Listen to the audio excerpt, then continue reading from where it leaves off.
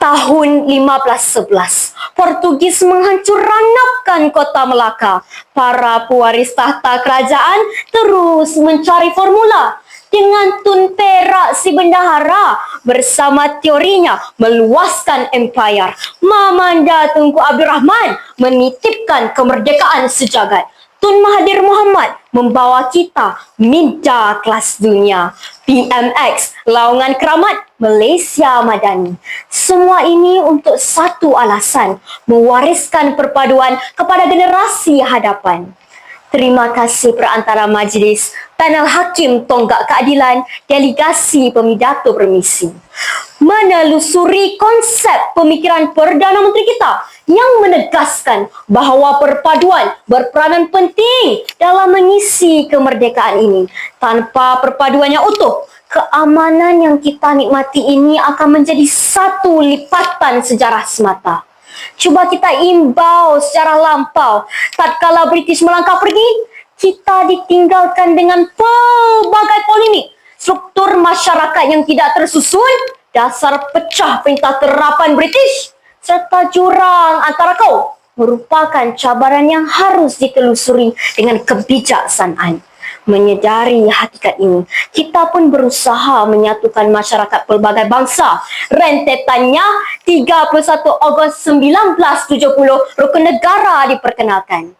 Hadirin sekalian, memetik kata-kata Aristotle, Tuhan itu penggerak utama, sempurna dan kekal selamanya. Saint Augustine, manusia hanya akan menemukan ketenangan sejati apabila kembali kepada Tuhannya. Maka dengan itulah rukun negara pertama, kita mengangkat kepercayaan kepada Tuhan sebagai manifesto utama rakyat Malaysia.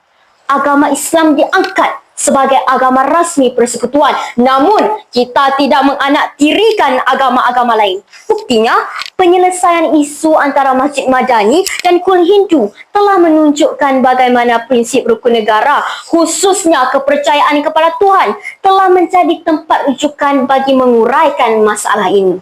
Akhirnya, kita dapat menyelesaikan konflik dua agama ini. Ini juga mencerminkan komitmen kerajaan Madani dalam mengekalkan keharmonian dan perpaduan dalam kalangan masyarakat berbilang agama di Malaysia berpaksikan kepercayaan kepada Tuhan. Hadirin sekalian, bicara kedua saya, prinsip kedaulatan undang-undang yang wajar diteladani dan disanjungi.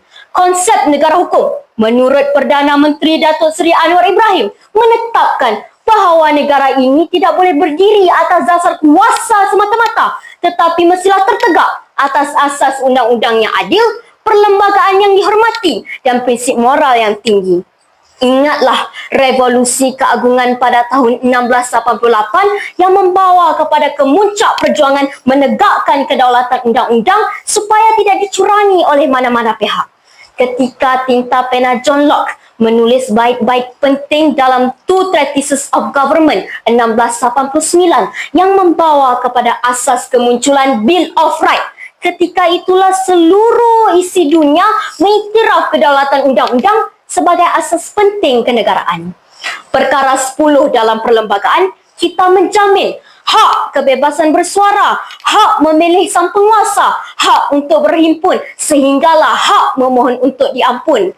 Hadirin, nemo judex in causa sua, yakni tiada siapa pun boleh menjadi hakim di dalam kesnya sendiri, dan audi alteram partem, yakni setiap individu harus diberi peluang untuk didengari dan membela diri.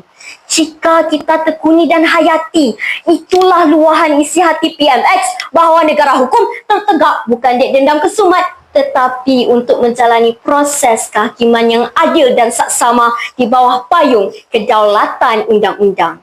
Hadirin sekalian, bicara akhir saya ingin mengajak anda semua untuk menghayati makna di sebalik prinsip kesopanan dan kesusilaan. Kehidupan kita pada hari ini sememangnya hebat. Daripada fenomena revolusi industri hinggalah ledakan kecanggihan teknologi, gaya hidup moden mula mendominasi. Tanpa sedar, kesopanan dan kesusilaan mula menjadi pudar. Teknologi mula membentuk komuniti yang selesa dengan gaya hidup berisolasi. Akhirnya muncullah fenomena psikologi komuniti yang bersifat dengan izin bystander effect. Kita selesa hidup menyendiri. Jiran tetangga langsung tidak dikenali. Silaturahim keluarga mula menjadi sepi. Kita sibuk memikirkan kepentingan diri. Akhirnya lahirlah generasi yang kontang ketinggian budi. Di dalam bahasa Sanskrit, Su dan Sila apabila digabungkan membentuk frasa tingkah laku yang baik. Kesopanan dan kesusilaan membentuk kerangka nilai madani. Betapa sikap menghormati ini menjadi asas gagasan Malaysia Madani. Betapa kerajaan kita konsisten menolak pertelingkahan, konflik dan peperangan. Terkini, PMX menjuarai rundingan antara Perdana Menteri Thailand dan Kemboja sehinggakan perang berakhir di meja rundingan. Kita tetap yakin dan percaya kesopanan dan kesusilaan adalah kunci perdamaian. Ayuh rakyat Malaysiaku, kita lakar semula pembangunan negara berpaksikan rakyat berteraskan nilai insan, keadilan dan kemanusiaan agar kita berupaya untuk menggapai langit tetapi tetap teguh mengakar ke bumi. Rumusan 3 rangkaian prinsip rukun negara yang saya bentangkan sebentar tadi jelas menunjukkan bahawa rukun negara ialah asas perpaduan. Jadilah kita serumpun bak serai, sesusun bak sirih. Sekian, saya Nuraudah Muhammad Rezwan, anak Malaysia Madani, mohon mengundur diri.